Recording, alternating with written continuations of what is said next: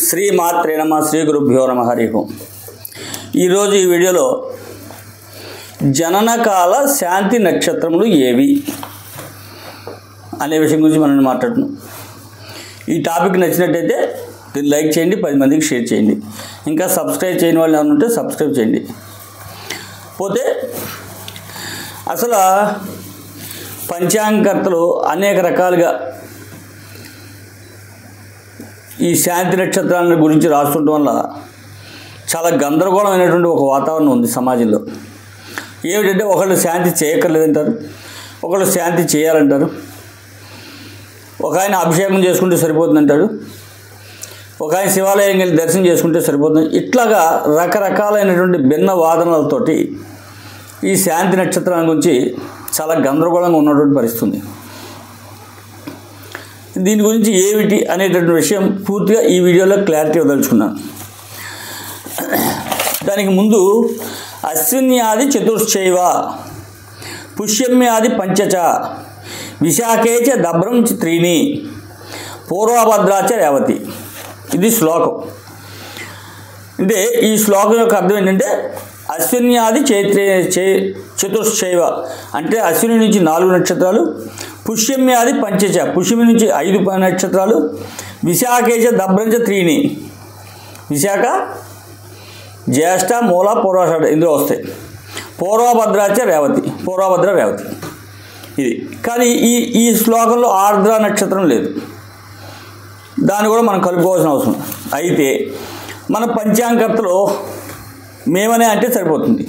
ఎట్లా రాస్తున్నాం అంటే అశ్విని నక్షత్రం 1వ పాదం, భరణి నక్షత్రం 4వ పాదం, కృత్తిక నక్షత్రం 4వ పాదం, రోహిణి నక్షత్రం 4 పాదాలు, ఆర్ద్ర నక్షత్రం 4వ పాదం, పుష్పి నక్షత్రం 2-3 పాదాలు, ఆశ్లేష 2-3-4 పాదాలు, మఖ 1-2 పాదాలు, పుబ్బ 4 పాదం, ఉత్తర 1వ పాదం, హస్త 3వ పాదం, చిత్ర 1-2-3 పాదాలు, విశాఖ 4వ పాదం, జ్యేష్ఠ 1-2-3-4 పాదాలు, మూల 1-2-3 పాదాలు, పూర్వాషాఢ 1-2-3 పాదాలు, ఉత్తర పూర్వభద్ర 4వ పాదం, రేవతి 4వ పాదం. ప్రస్తుత కాలంలో పంచాంగాల్లో ఇట్లా రాస్తున్నాం.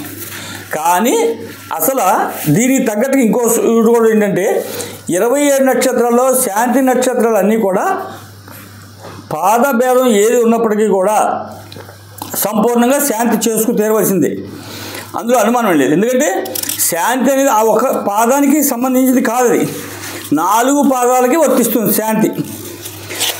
మరి అది ఎక్కడో మొత్తానికి కాలగర్భంలో కొంచెం అనుకూలంగా లేకపోవడం వలన పంచాంగకర్తలు రాయటం వలన ఎందువలన ఆ విధమైనటువంటి క్లారిటీ కొరబడి ఇప్పుడు చాలా గందరగోళమైనటువంటి పరిస్థితిలో ఉంది. ఇది ఒకటే కాకుండా ఈ శాంతికి తల్లిదండ్రుల నక్షత్రాలు పుట్టిన, అన్న చెల్లెళ్ళ అక్క తమ్ముళ్ళ నక్షత్రాలు పుట్టిన, పేగు మెళ్ళ వేసి పుట్టిన, అమావాస్య గ్రహణాలందు పుట్టిన, ఇవన్నీ కూడా శాంతి ఆ నక్షత్రానికి శాంతి ఉన్నా లేకపోయినా చేసుకు తీరవలసినటువంటి అవసరం ఉంది. అలాగే దీనికి ఈ శాంతులు చేసుకునే క్రమం కూడా మనకి శాస్త్రంలో వివరించబడింది. ఈ శాంతులు కంప్లీట్గా మనం పూర్తిగా చేసుకుంటేనే ఆ శిశువుకి ఏదైతే జననకాలంలో శాంతి నక్షత్రంలో పుట్టినటువంటి శిశువు ఉంటాడో వాడికి సంపూర్ణమైనటువంటి ఆరోగ్యాలు కలిగి ఉంటాయి. ఇది మనం గ్రహించవలసింది. చాలామంది కక్కుర్తిపడి అభిషేకాలు చేయించుకుని ఆ తర్వాత ఆసుపత్రి చుట్టూ తిరుగుతూ ఇంకా ఏమీ లేదు, ఉన్న డబ్బులని ఆసుపత్రికి డాక్టర్ని పోషించడానికి సరిపోతుంది. కారణం ఏంటి? మనం సరైనటువంటి శాంతి చేయకపోవడం వల్ల వచ్చినటువంటి. కాబట్టి శాంతి నక్షత్రం ఏదైనప్పటికీ ఏ పాదంలో దోషం ఉన్నప్పటికీ ఆ నక్షత్రానికి సంపూర్ణంగా శాంతి చేయించుకోవాల్సింది. ఇంకా శాంతి అంటే ఏం చేయాలి అంటే దీనికి 9 శాంతులు అని చెప్పబడ్డాయి. ఆ శాంతులు కూడా చెప్తాను. 1 ఆజ్యవేషం అంటే నూనెలో ముఖం చూడటం, 2 రుద్రాభిషేకం శివాలయంలో అభిషేకం, 3 సూర్య నమస్కారాలు, 4 మృత్యుంజయ జపం, 5 నక్షత్ర జపం అంటే నక్షత్ర జపం ఏ నక్షత్రంలో అయితే శిశువు జన్మిస్తుందో ఆ నక్షత్ర జపం, అట్లాగే 6 నవగ్రహ జపం, 7 హోమం, 8 సువాసిని పూజ, 9 సమారాధన. ఇది 9 శాంతులు అంటారు. ఈ 9 శాంతులు కూడా సంపూర్ణంగా ఈ ఏదైతే శాంతి నక్షత్రాలు ఉన్నాయో ఆ శాంతి నక్షత్రాలు సంపూర్ణంగా చేసుకుని తీరాలి. ఇందులో నక్షత్రానికి దోషం ఉంది కాబట్టి చెయ్యక్కర్లేదు. ఏదైతే పాదం ఉందో ఆ పాదానికే దోషం కాబట్టి, ఒకటో పాదంలో రెండో పాదంలో పుట్టే కాబట్టి నాలుగో పాదంలో దోషం ఉంది కాబట్టి శాంతి అక్కర్లేదు అనేది కాదు. ఒకటో పాదం రెండో పాదంలో దోషంలో శాంతి లేకపోయినా, దోషం లేకపోయినా నాలుగో పాదంలో దోషం ఉంది కాబట్టి ఆ పాదం మొత్తానికి వర్తిస్తుంది, ఆ నక్షత్రం మొత్తానికి.